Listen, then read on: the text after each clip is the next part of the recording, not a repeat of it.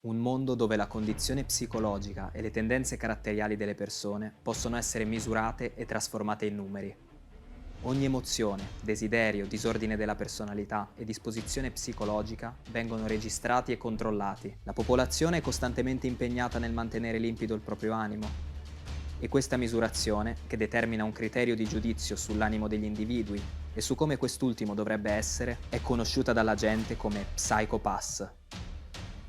Ciao a tutti lettori Anime Watchers e bentornati su Consigli Anime Manga, la rubrica di Wikos in cui si parla in poco tempo di anime e manga per tutti quelli che sono curiosi di scoprire opere che conoscono poco. Io sono Nikki D e in questo episodio parleremo di Psycho Pass, anime del 2012 creato da Gen Urobuchi, scrittore e sceneggiatore noto anche per aver collaborato e costruito opere come Fate Zero e Puella Magi Madoka Magica. Si tratta di un anime che quando uscì ebbe un grande successo, ma essendo di natura autoconclusiva finì un po' nel dimenticatoio, mentre le sue uscite un po' più recenti purtroppo non ebbero grande risonanza, poiché già non se ne parlava quasi più. Il principale punto di forza di questo anime è senza dubbio il mondo in cui è ambientato. Ci troviamo in un Giappone futuristico in cui tutte le emozioni e le pulsioni delle persone vengono misurate e monitorate, attraverso uno spettro di colori e una scala numerica nota come Psycho Pass. Attraverso tutti questi valori è possibile trovare per ogni persona il proprio percorso di crescita, educazione e perfino il lavoro. Il valore principale che viene calcolato è il coefficiente di criminalità, valore attraverso cui si può calcolare quanto una persona per il proprio stato psichico sia più portata a commettere un delitto. Quando uno qualsiasi degli scanner disseminati per tutto il paese rileva un coefficiente troppo alto, viene chiamata la pubblica sicurezza, che risolve ogni situazione pericolosa tramite il Dominator, questa pistola che, misurando i parametri del bersaglio, si attiva per stordire il bersaglio in modo da poter garantire la riabilitazione in istituti specializzati e poi il reintegramento nella società. Tuttavia, se il coefficiente sarà troppo alto per garantire una guarigione, il Dominator valuterà più adeguato eliminare il bersaglio. Questo anime si presenta quindi come una sorta di versione futuristica di mondi come 1984. Racconta di una società praticamente perfetta che però ha tutta una serie di incongruenze, diventando quindi un vero e proprio futuro distopico. Con questo pretesto, Psycho Pass racconta i punti di vista della giustizia, della moralità, del libero arbitrio, insieme al conflitto senza fine tra ordine e caos in tutte le loro sfaccettature. Se vi piacciono o vi incuriosiscono questo genere di storie, Psycho Pass fa decisamente per voi. Manga o anime?